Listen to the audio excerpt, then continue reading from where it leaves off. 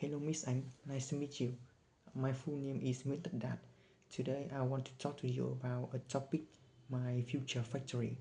In the future, I want to be a mechanical engineer in an automobile factory. My future factory is a beautiful modern building in Bắc Ninh province. In my factory, there are two floors. On the first floor, we have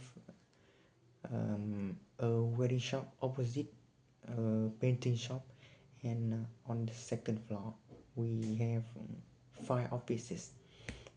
And I want to work in the painting shop, and I really like to work in my factory because my colleagues here is so friendly, and the factory is not far from my home, and that's all I want to talk.